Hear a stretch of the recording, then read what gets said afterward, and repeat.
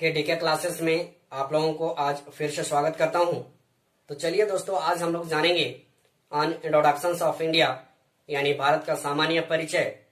Geography का सबसे important topic है।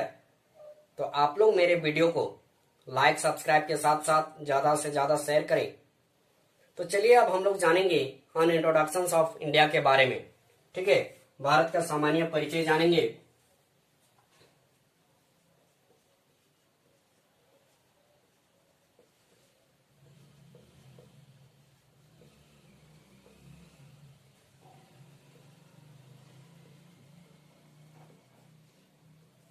भारत का सामान्य परिचय ऑन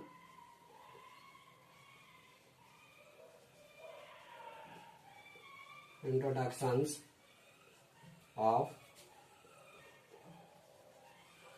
इंडिया। ठीक है, भारत का सामान्य परिचय ऑन इंट्रोडक्शंस ऑफ इंडिया। ठीक है, सबसे पहले हम लोग जानेंगे दोस्तों जियोग्राफी के बारे में, है ना। जियोग्राफी क्या है और क्या समझते हैं जियोग्राफी से, ये काफी इंपॉर्टेंट है सभी विद्यार्थियों के लिए, है ना। तो जानेंगे हम लोग जियोग्राफी के बारे में।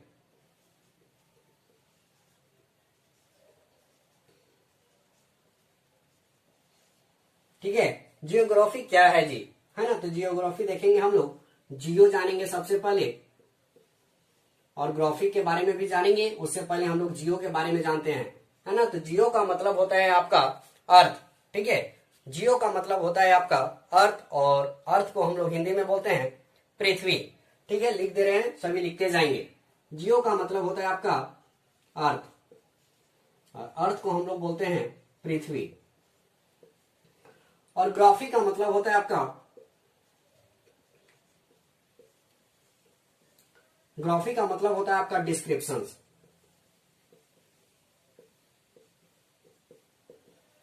डिस्क्रिप्शंस, डिस्क्रिप्शंस का हिंदी आपका आप लोग सभी जानेंगे। डिस्क्रिप्शंस को हम लोग वर्णन बोलते हैं, या तो विस्तृत रूप बोलेंगे, है ना। तो क्या करेंगे, वर्णन लिख देते हैं, है ना। डिस्क्रिप्शंस को हम लोग क्या कहेंगे, वर्णन कहेंगे। ये आपका हिंदी है। तो हम लोग जानेंगे सबसे पहले कि जियोग्राफी होता क्या है, क्या समझते हैं जियोग्राफी से, है ना। What is geography. तो जियोग्राफी हमारा होता है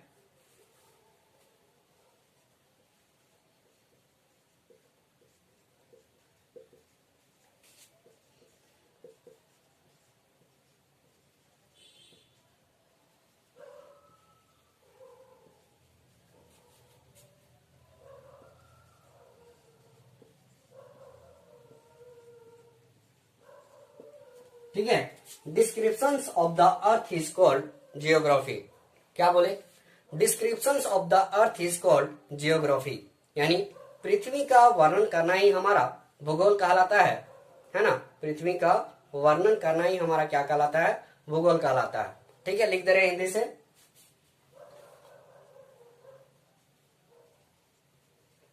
पृथ्वी का वर्णन करना ही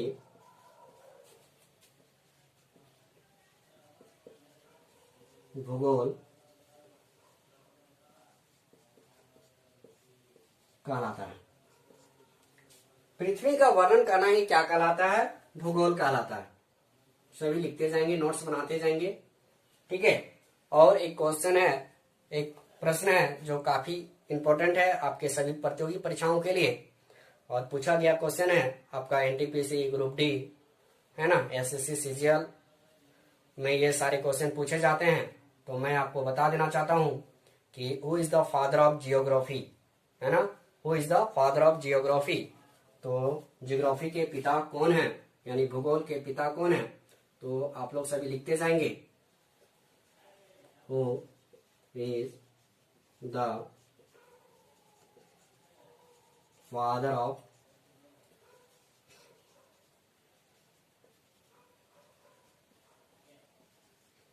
जियोग्राफी। ठीक है, फादर ऑफ जियोग्राफी तो कौन है जी, इरोटोस्थेनीज। सभी लिख लेंगे।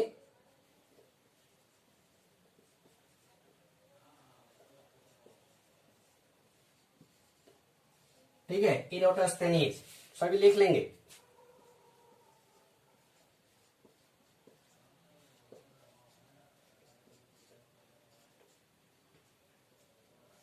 इरोटोस्थनीज।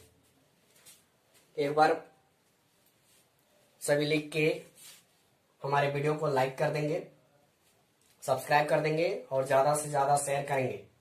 ठीक है, सभी जितने भी प्रतियोगी परीक्षाओं की तैयारी कर रहे हैं। और हम लोग जानेंगे नंबर 2 प्रश्न, जो काफी इंपॉर्टेंट है आपके सभी प्रतियोगी परीक्षाओं के लिए। ठीक है, ये क्या है आपका कि भारत का कुल क्षेत्रफल कितना है। भारत का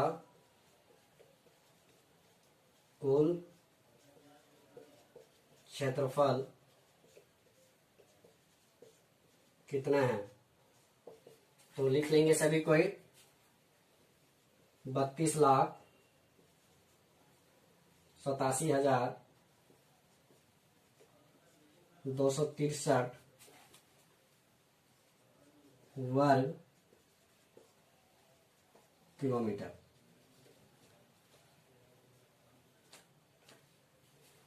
ठीक है, भारत का कुल क्षेत्रफल कितना है, तो 32,87,263 वर्ग किलोमीटर है ना।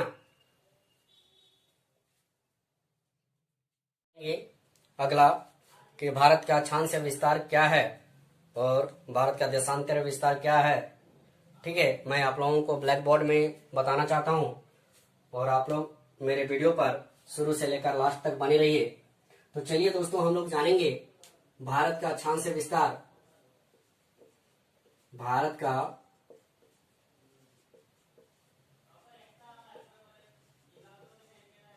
अक्षांशीय विस्तार। भारत का अक्षांश विस्तार आपका होता है 8 डिग्री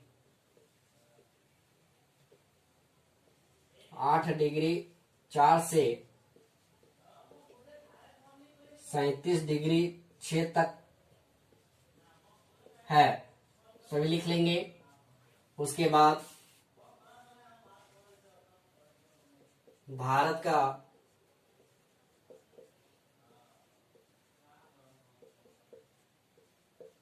देशांतरीय विस्तार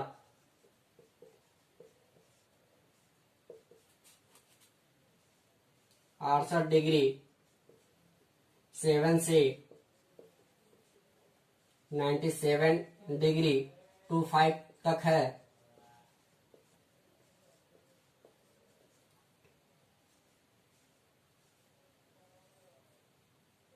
ये 68 डिग्री 7 से लेके 97 डिग्री 25 तक है आपका देशांतरीय विस्तार। फिर नंबर 3 हम लोग जानेंगे दोस्तों, उत्तर से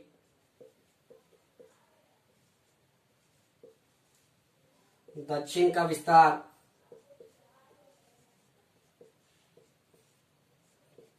उत्तर से दक्षिण का विस्तार आपका होता है 3,214 किलोमीटर। नंबर 4 जानेंगे, पूर्व से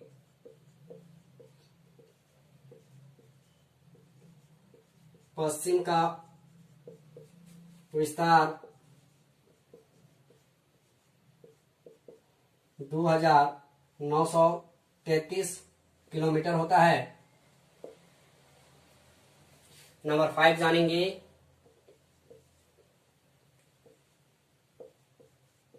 तटीय भाग की कुल लंबाई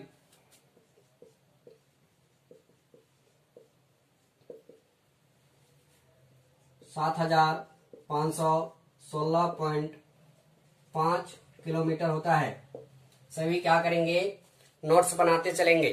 ठीक है, उसके बाद जानेंगे दोस्तों हम लोग नंबर 6 में भारत के पूर्व में कौन सा देश है। ठीक है, भारत के पूर्व में आपका कौन सा देश है मैं बताना चाहता हूं, तो आप लोग लिखते जाएंगे। फर्स्ट में है आपका बांग्लादेश, और सेकेंड आपका है म्यांमार।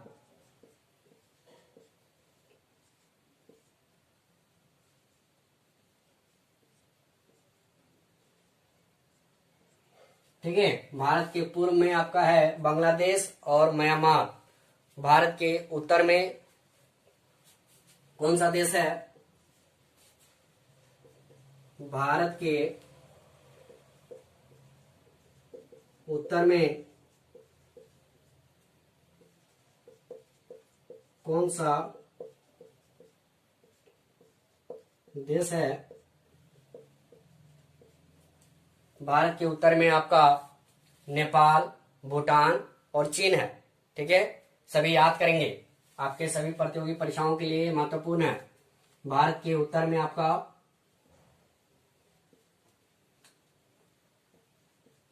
नेपाल, भूटान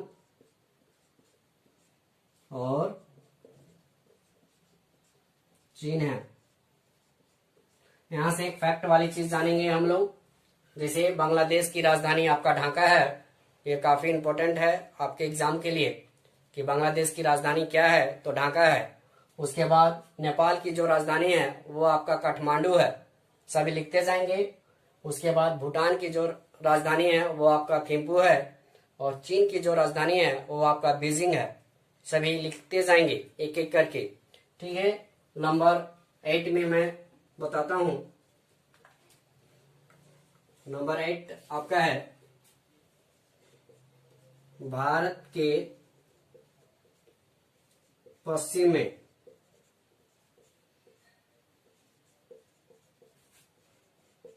कौन सा देश है?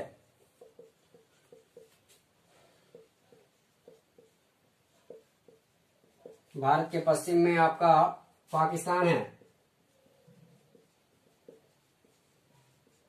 भारत के पश्चिम में आपका पाकिस्तान है, सभी मैप में देख लेंगे। ठीक है, उसके बाद नंबर 9 जानेंगे। भारत के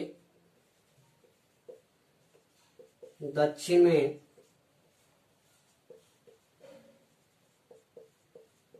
कौन सा देश है? तो भारत के दक्षिण में आपका श्रीलंका है। ठीक है, भारत के, मैं फर्स्ट से बताना चाहता हूं कि भारत के पूर्व में आपका बांग्लादेश और म्यांमार है। भारत के उत्तर में आपका नेपाल, भूटान और चीन है। भारत के पश्चिम में आपका पाकिस्तान है, और भारत के दक्षिण में आपका श्रीलंका है। ठीक है, सभी याद करते जाएंगे और सभी प्रतियोगी परीक्षाओं के लिए काफी इंपॉर्टेंट है। ठीक है, आप लोग सभी लिखते जाएंगे एक एक करके। उसके बाद नंबर 10 जानेंगे, है ना।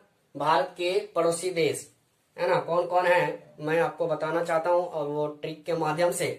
तो भारत के पड़ोसी देश आपका लिख लेंगे।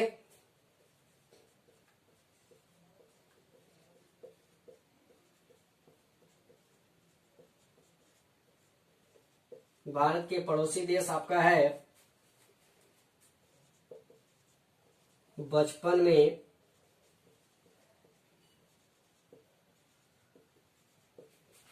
में एमबीए किया। ठीक है दोस्तों, बचपन में एमबीए किया।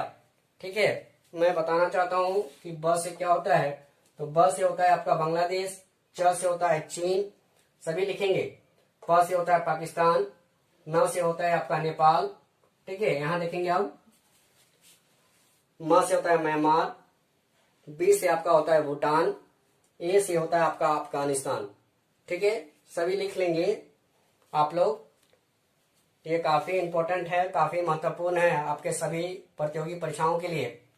तो आप लोग मेरे वीडियो को ज्यादा से ज्यादा शेयर करें, लाइक करें, सब्सक्राइब करें।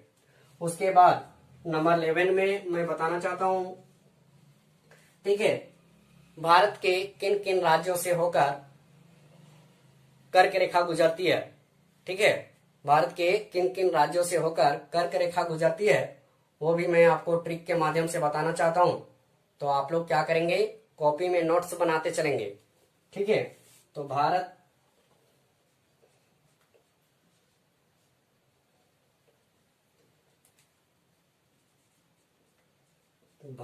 के किन किन राज्यों से कर्क रेखा गुजरती है। ठीक है, भारत के किन किन राज्यों से होकर कर्क रेखा गुजरती है, वो भी आपका ट्रिक है, आप लोग सभी लिख लेंगे। ठीक है, क्या लिखेंगे, मित्रों पर गमछा झार। क्या लिखना है, मित्रों पर गमछा झार। ये मैं बता देता हूं,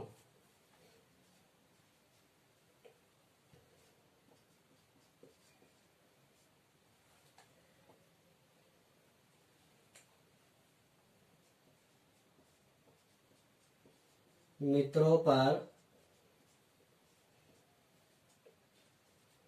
गमछा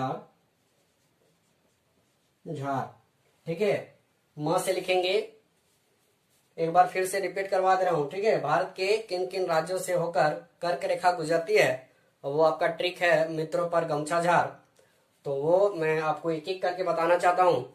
तो म से लिखेंगे, आपको मिजोरम लिखना है, त्र से लिखना है त्रिपुरा, प से लिखना है पश्चिम बंगाल, र से लिखना है राजस्थान, ग से लिखना है गुजरात, म से लिखना है मध्य प्रदेश, छ से लिखना है छत्तीसगढ़, और लास्ट में आपका है झारखंड। ठीक है, सभी कोई लिखेंगे। उसके बाद नेक्स्ट आपको बताएंगे। तो आप लोग क्या करेंगे, वीडियो को ज्यादा से ज्यादा शेयर करेंगे, और वीडियो अच्छा लगे तो आप लोग लाइक सब्सक्राइब करेंगे। नेक्स्ट जानेंगे भारत में स्थल सीमा की कुल लंबाई। ठीक है, हम लोग फर्स्ट क्वेश्चन जानेंगे क्या, कि भारत में स्थल सीमा की कुल लंबाई, भारत में स्थल सीमा की कुल लंबाई आपका होता है 15,200 किलोमीटर। ठीक है, 15,200 किलोमीटर सभी लिख लेंगे। उसके बाद नंबर 2 में जानेंगे। नंबर 2 में क्या है कि हमारे भारत में सबसे ज्यादा वन्य क्षेत्र कौन सा राज्य है ना। तो हमारे भारत में सबसे ज्यादा वन्य क्षेत्र आपका मध्य प्रदेश है, सभी लिख लेंगे। भारत के किस राज्य में सबसे ज्यादा वन क्षेत्र है, तो आपका है मध्य प्रदेश।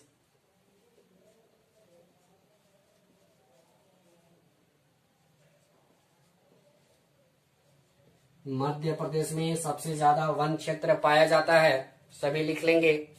उसके बाद नंबर 3 जानेंगे।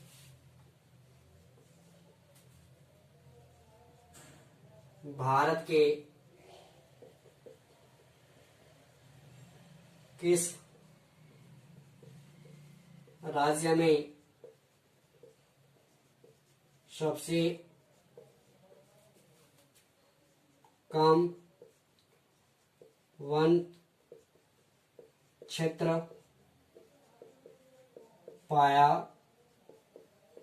जाता है, तो आपका है हरियाणा। ठीक है, हरियाणा में सबसे कम वन क्षेत्र पाया जाता है, तो सभी लिख लेंगे। उसके बाद नंबर 4 जानेंगे। सर्वाधिक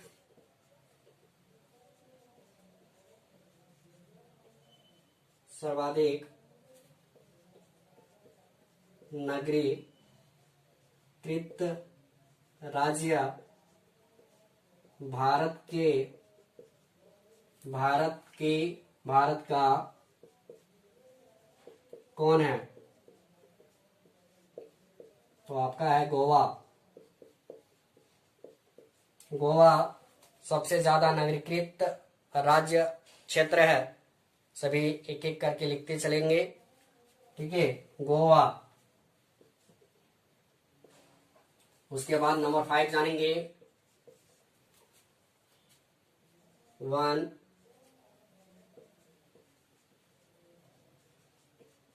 समुद्री मील इक्वल टू आपका कितना होता है? तो 1.852 किलोमीटर। ठीक है दोस्तों, सभी क्या करेंगे? लिखेंगे। ये सारे क्वेश्चन जो है आपके सभी प्रतियोगी परीक्षाओं में पूछा गया है, ठीक है। इसलिए मैं आपको यह प्रश्न अपने केडीके क्लासेस में आप लोगों को बता रहा हूं, ठीक है। नंबर 6 जानेंगे।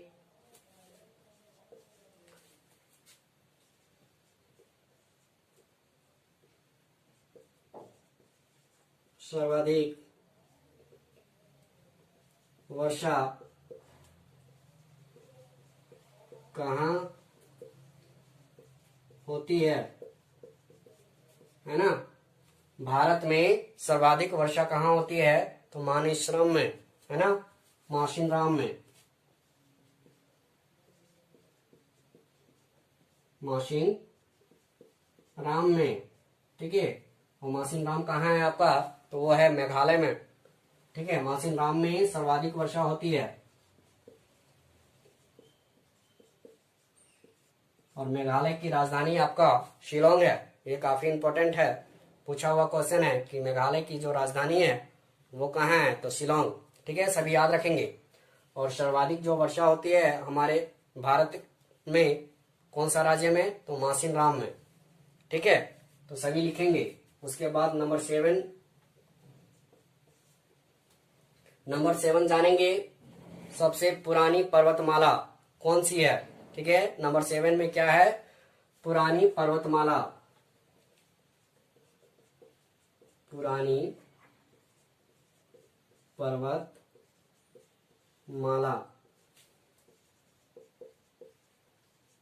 कौन सी है? तो आपका आरावली। आरावली है जो सबसे पुरानी पर्वतमाला है और यह हमारा राजस्थान में पड़ता है, ठीक है।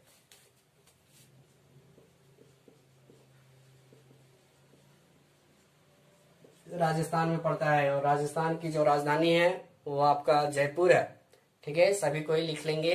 राजस्थान की जो राजधानी है वो जयपुर है और सबसे पुरानी पर्वतमाला आपका आरावली की है। सभी लिखते जाएंगे। और सबसे नवीन पर्वतमाला आपका हिमालय है। सबसे नवीन पर्वतमाला आपका हिमालय में है, ठीक है। हिमालय है। क्या करेंगे?